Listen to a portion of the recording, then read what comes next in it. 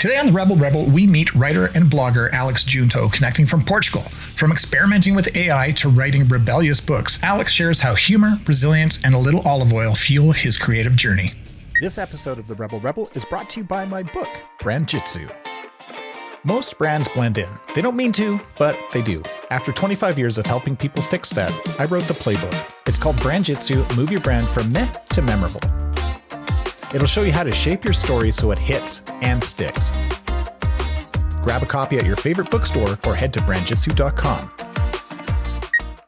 Welcome to The Rebel Rebel. I'm your host, Michael Dargy, and somewhere around the world, we're going to find out where. I've got Alex Joonto. Alex, how the heck are you? Doing fantastic. Thanks, Michael, for asking. And I'm connecting from Spain, actually, right at the border between Spain and Portugal. I'm actually based in Portugal. Yeah. And I got a new house in the countryside that is very near the border. And while waiting to get in and get the keys, I just thought, to cross the border to have some fun on the other side. Oh, that's incredible. Well, congratulations on the new house. Thank you. So do you prefer Spain or Portugal?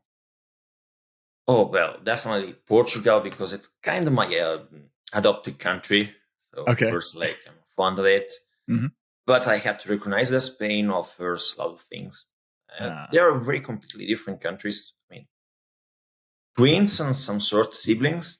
Yeah. But at the same time, so different. Interesting. I don't know. Maybe it can be in comparison a bit like the US and Canada. I don't know. Oh, yeah. Mm-hmm. Very different. Absolutely. But they speak even two different languages. That yet are very similar and yet so different as well. Yeah. Oh, that's so cool. Well, thanks for joining us from across the world. That's fantastic. My pleasure. So what is it that you're up to right now? Just so that we can put some context around what Alex is doing. You are certainly more than what you're doing in the moment, but I'm curious what's happening now. Yeah, I'm actually, in a nutshell, I'm pursuing my dream to become a full-time writer and author. So I'm actually now busy with composing my first novel and third book overall. I love it. Yeah. Okay, so I know you have an AI written book as well. Yes. Yeah.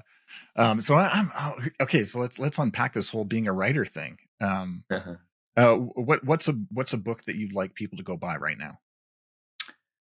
So it was like an experiment to push the boundaries of AI. I wanted to explore its capabilities in depth, especially during last year. That was such a hype.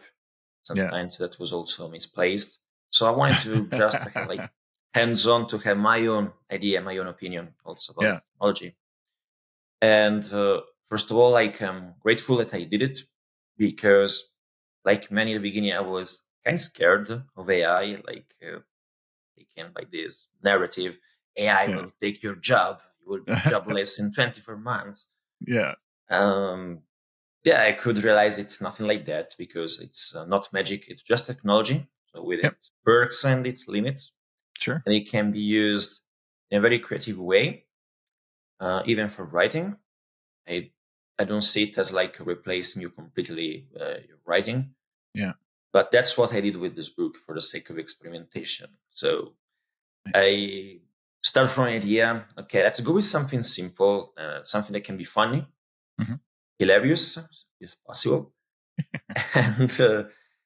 and also schematic. So something that for a machine can be easy to understand and put together.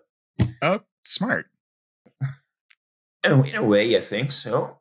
And so I came up with a parody of a nonfiction book. Okay. And that nonfiction book, probably in Canada, is highly recognized.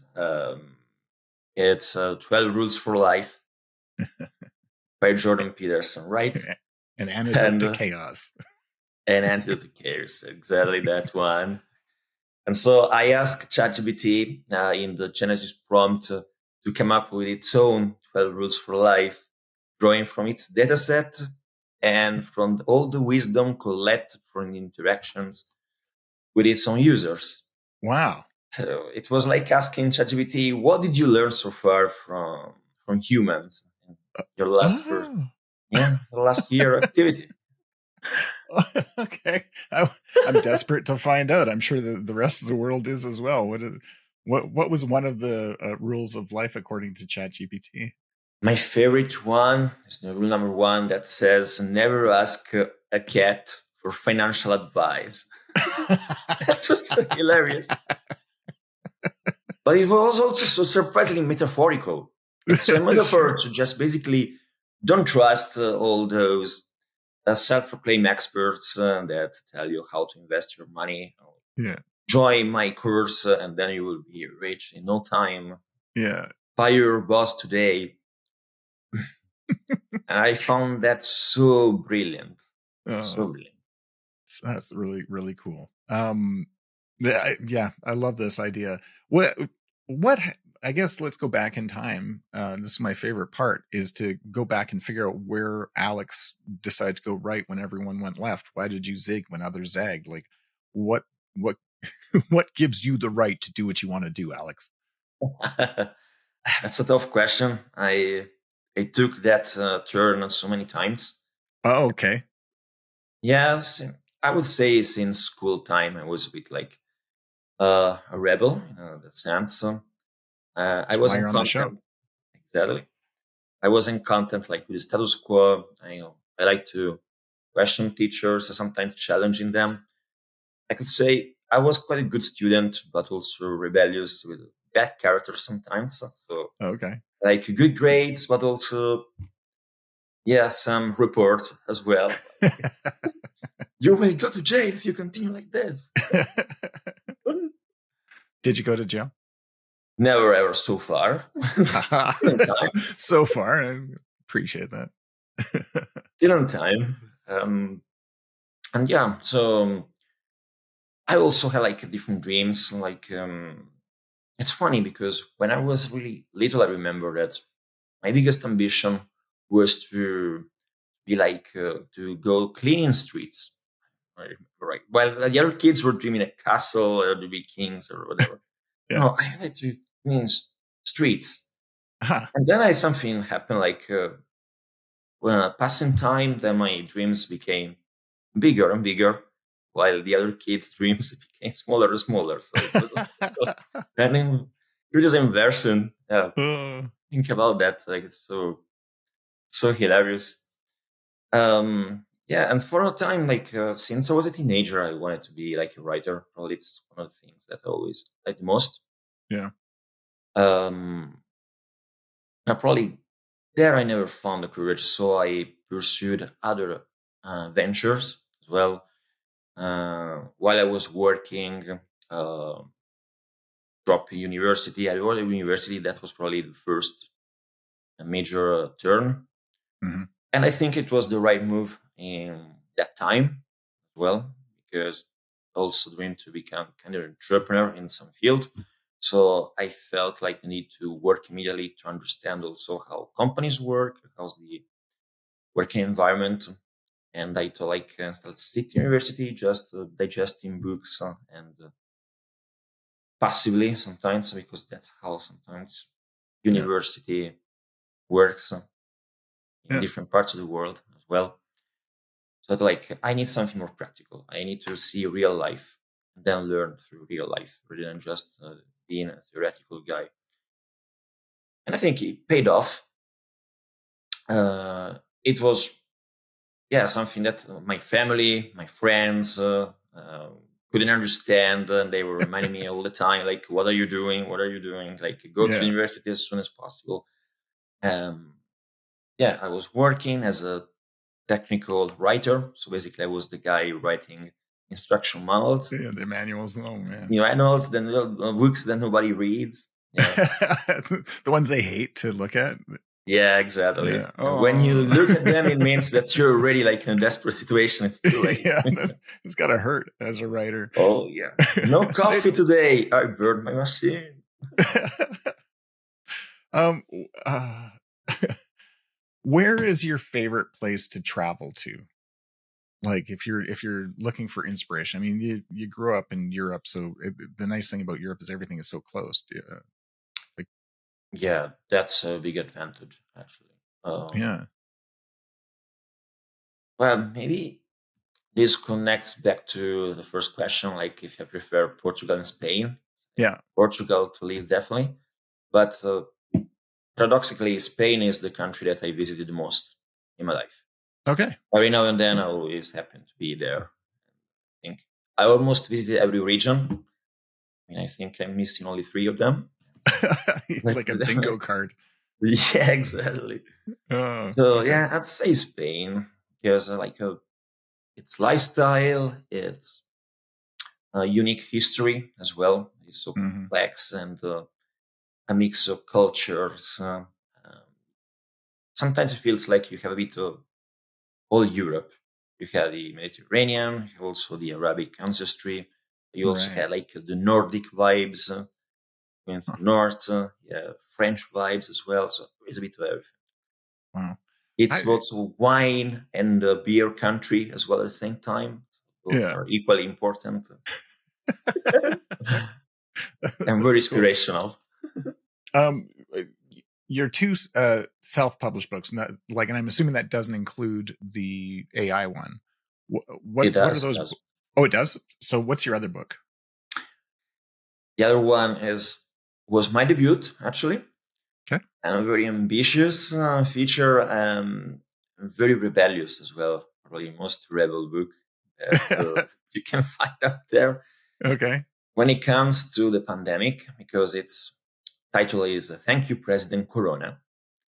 It's very alternative and I would say provoking title. Uh huh. Um, and it was a hard moment for everyone. I recognize that it was very hard for me as well, but it was for me hard already before the pandemic. I was Yeah. going through a difficult moment. I was living in Malta, which is a tiny island in the south of Europe, tiny state island, Yeah. and I spent 10 years of my life there, which at times was great because Malta can be a sort of Neverland. Okay. It's a magical place, and despite it's so tiny, there is a lot going on. It's a melting pot of people coming and going from different parts of the world. Yeah. But after 10 years, it can become a little bit stale. And then you realize there is a whole world outside worth Yeah. exploring. I felt like I was trapped in a sort of never-ending teenagehood, Okay. and I felt I need to grow. And yeah, I felt also depressed, difficult moments.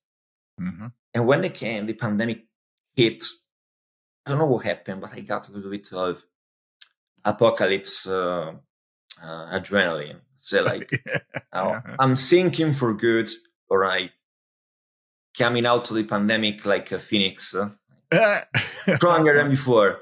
I love it. And yeah, so I started to take into consideration all the positive aspects of this event.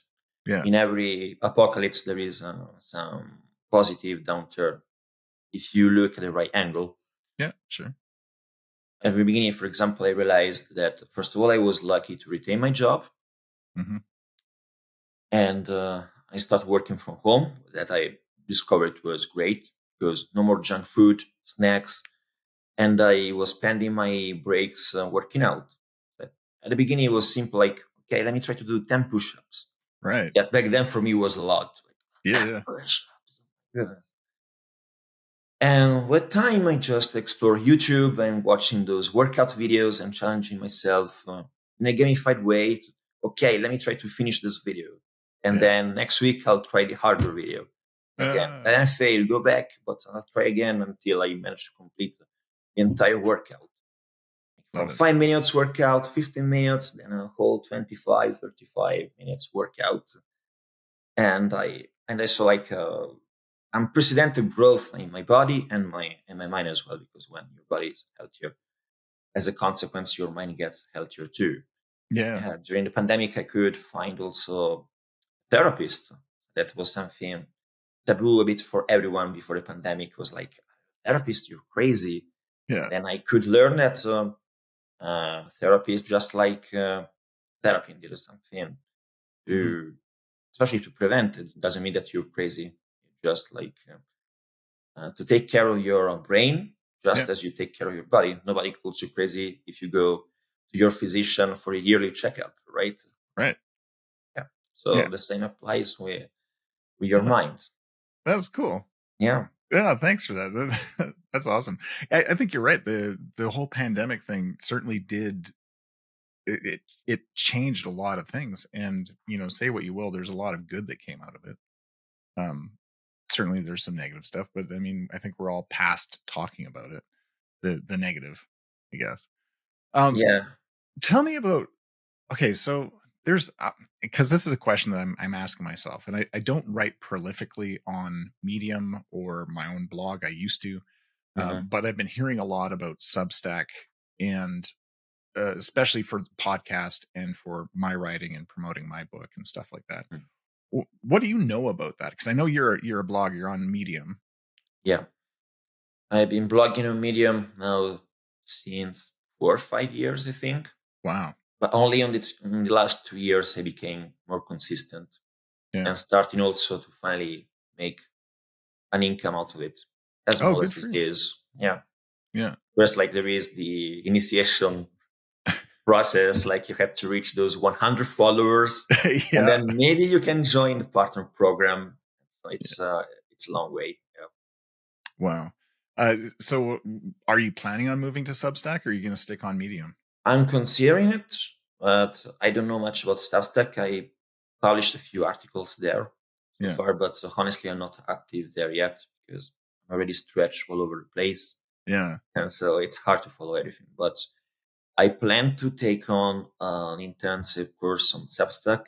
There is one guy from Medium that posted successfully on Medium for many years, and he was running also one of the most assembled publications on Medium. It's called Oh, wow. Illumination. Yeah. And he moved to Substack and he mastered it as well.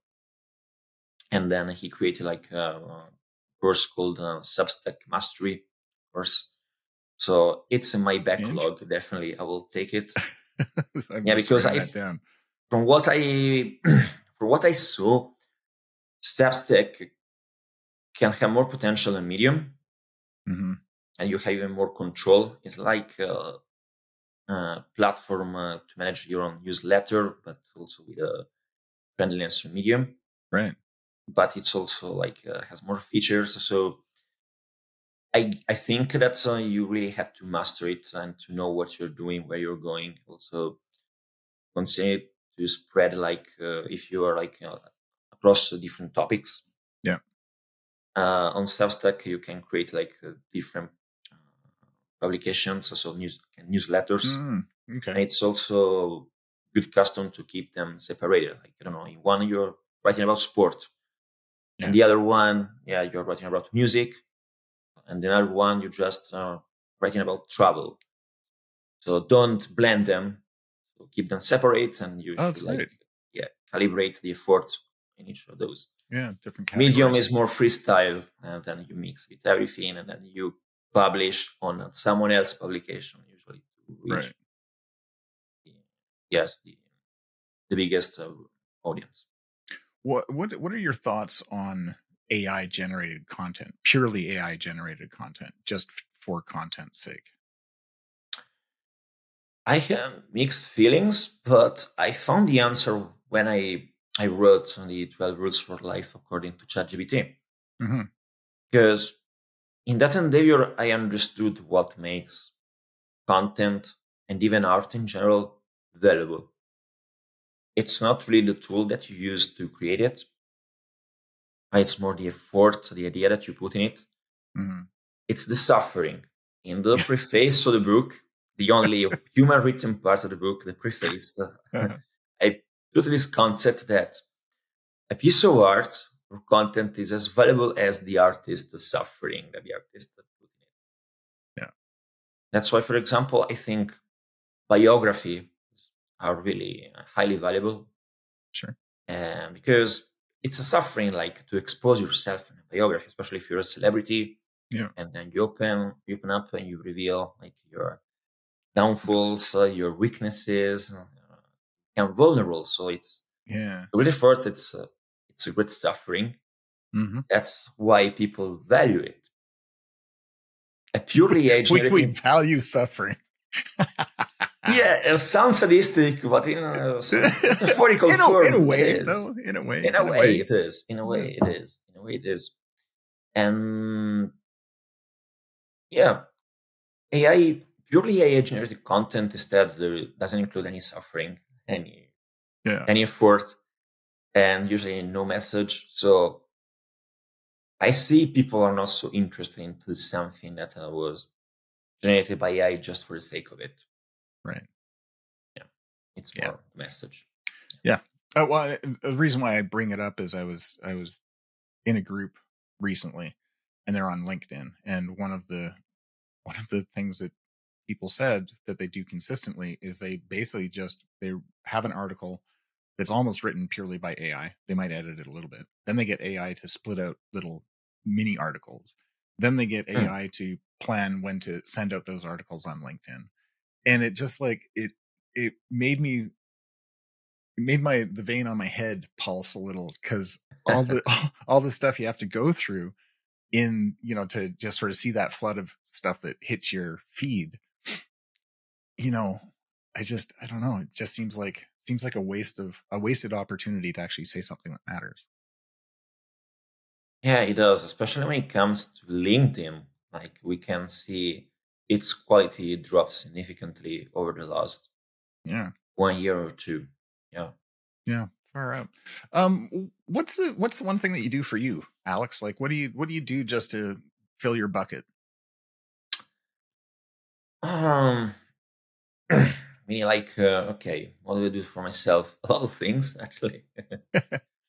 Traveling, Yeah. journaling. Journaling is really important, especially if you're a writer, Yeah. because it helps you to think clearly, and it trains you to write as well, because writing is also a matter of training, just like Right. hitting the gym. Do you pen and paper? Are you old school, or do you have a tablet? Do you laptop? Like, what does that journaling Laptop, mean? yeah, Okay. because I hate my handwriting. I'm Yeah, that's fair. parallel handwriting, yes. All right. And What's your favorite typeface? my favorite typeface, Yeah, your favorite font. uh, You I don't would have to say have one. I'm just curious. Verdana, because it's easy to read a screen. Yeah. Okay, outstanding. Okay, so imagine, if you will, you're um trying to think of some place in Spain. Just imagine that you're maybe on the coast, Hmm, and it's a lovely day, gentle breeze. There's a seagull. I'm assuming there's seagulls in Spain. They're everywhere, and yeah. I don't know. It's like circling overhead. It's doing its thing, and maybe there's a boat off in the distance. One fluffy cloud. Maybe it looks like a turtle. I don't know. And you're thinking to yourself, you're like, Alex, I just wish the world knew this one thing. What is the one thing that you wish the world knew?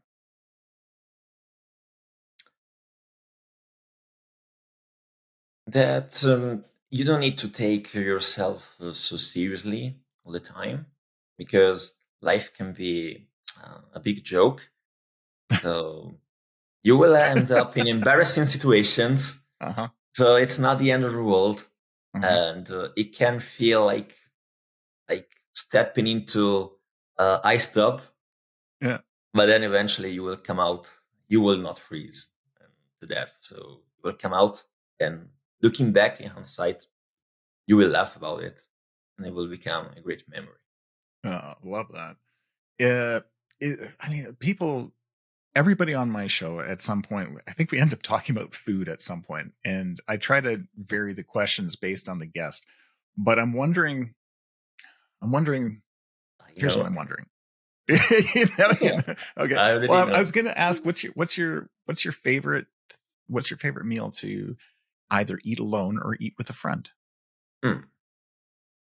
Eat alone, I would say. I like salads, so I like preparing myself some healthy salads. Do you like Be nuts? Does there have to Nuts, be I nuts in the love salad? nuts. Yes, Yes. yes, I Okay. love Good. nuts. And seeds, Yeah. that sort of thing. Get some crunch Seeds in there. and solid base of black quinoa Okay. for All right. proteins. Yeah, and a type of greens, especially rucola. I love rucola and Oh, spinach. Yeah, spicy. yeah, exactly. Yeah, sounds maybe it can sound boring, but Oh no, man! but I'm all about salad. yeah. Yeah, croutons. Yay or nay? No, not fond of those. Okay, I prefer like something more simple and cleaner. got it. And what about dressing? Dressing, olive oil always. Uh-huh. I'm from Tuscany, that is a land of olive oil, and also here in Portugal and Spain, olive oil is everywhere. Yeah, I cannot live without it yeah. every day. Well, it's probably in your. You don't have blood. You just have olive oil. Just olive oil, yeah, exactly. Awesome. And do you have a dish you like to share with a friend? When I gather my friends at my place, I love cooking for my friends. Cool. First, I love cooking lasagna for them. Yeah, it's a signature. Of course. Give me the secret to a really good Tuscan, like legit lasagna. I can share maybe something unconventional, putting a little bit of nutmeg in the preparation of the bolognese sauce. Gives, Okay. yeah, it gives that pinch of flavor that makes it yet more meatier. I Yeah. cannot describe meatier, yet at the same time more refined. As soon as you said that, I knew it on my palate. It hit my palate because I remember that taste in lasagna, but it was from a long time ago. I don't think many people do that. No, I think not many people do that. Do you It's make your own something. pasta? No, I don't have time for that. So, okay, sorry, I didn't mean to interrupt. Something your mother made? My auntie taught me about the nutmeg. That's family secret. Family secrets right here on the Yeah. Rebel. Revealed front to the world. Yeah. Oh man. Well, you're a writer. Is there a book that you recommend? Like, are you a reader as well? Of course, I am. Yeah. Besides your Um, own book, what would you recommend people read? I would like to recommend two recommendations if I had to pick, like one non-fiction and one novel. Love it. Non-fiction, I think that one of your previous guests mentioned it, but I repeat it because it was really impactful. Yeah. It's Atomic Habits. Oh yeah. Yeah, I love it. Uh, it's well written. It's straight to the point. Yeah.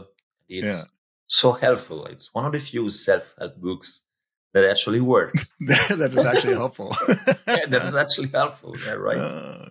Well, yeah, a lot of people mention it. Yeah, I love right. it. Thank you. It's impactful. Yeah, definitely. What else? As a novel, I'm emotionally attached to Jurassic Park. I know that Okay. many don't know it as a book, but there was a book beside the movie. Yeah. Well, yeah, and was it Crichton, right? Michael Yeah, Crichton. Michael Crichton. And I remember I haven't read the book, but I remember reading about his process when he was writing. He said that he basically had the exact same lunch every single day while he was writing the book. So Yeah, that's basically, it became one extended day as he was writing it. And it stuck in my head as like, what a fascinating. I totally get it. how to write a book in one day. You do it one day, definitely. Yeah, the exact same thing every single day at the same time, and just because that way it's unbroken in a way, I suppose. That is Yeah, so I don't cool. think I could do that because I like variety in my food. So sticking to one plate or every day. Yeah, yeah, that's a little far. It's a little too far, Michael Crichton. Um, okay, so there's these people in the world, and we call them rebels in waiting. And they are the people that are about to do a thing in the middle of doing a thing, or just can't figure out what the thing is. I always like to ask every guest that comes on the show, what advice you have for rebels in waiting to maybe understand what that thing is or how to do the thing. Mhm. Yeah, the advice that I have begins with a warning is that That's the whenever best advice ever. Okay. A warning is that you always find resistance, especially from the people that are closest to you. That doesn't mean that they want to mean to you. They want to protect you. So they will try to advise you against doing something that is not conventional. Just to go the safe way. Why are you going into the forest? You don't know what's hiding there. So, but then you will be alone eventually at some point. Not for long, but you will be alone. You have to find the courage to go alone, and eventually they will understand once you make it through the forest. But it's going to be hard, I know. So the advice is that despite the people who love you will advise you against pursuing your dreams, go for it anyway. You have kind of a moral duty to yourself and even towards them at the end. They will understand and they will appreciate it. I love it. A moral duty to yourself to do it. A moral duty to yourself. That is dope. No, yeah, you're a writer. Holy moly. That's cool. Where can people find out more about you? So they can find me on Medium at Joonto. That's simple, very simple. Yeah, and I'm trying to grow my Instagram as well, but I'm a beginner there. All right. Yeah, and on LinkedIn, where I am with my full Italian name there for the sake of professionalism. Awesome. Probably LinkedIn is the place I post the most until now. Yeah, very cool. So I'll put all those things down in the show notes. Alex, this has been so much fun. I've really enjoyed where this conversation has gone. Me too. Yeah, thanks for coming. Thanks so much for listening to this episode. Hey, if you're an artist, scientist, entrepreneur, or business owner who wants a smooth and proven method to find, shape, and share your story with the world, head on over to BrandJitsu.com and order a copy of my book, BrandJitsu, Move Your Brand from Meh to Memorable. I've been your host, Michael Dargy, and this has been the Rebel Podcast. It's a podcast for creative rebels and entrepreneurs all over the world. And hey, if you're a rebel or you know a rebel, head on over to therebelrebelpodcast.com and fill out the guest request form. Thanks so much for listening. Until next time.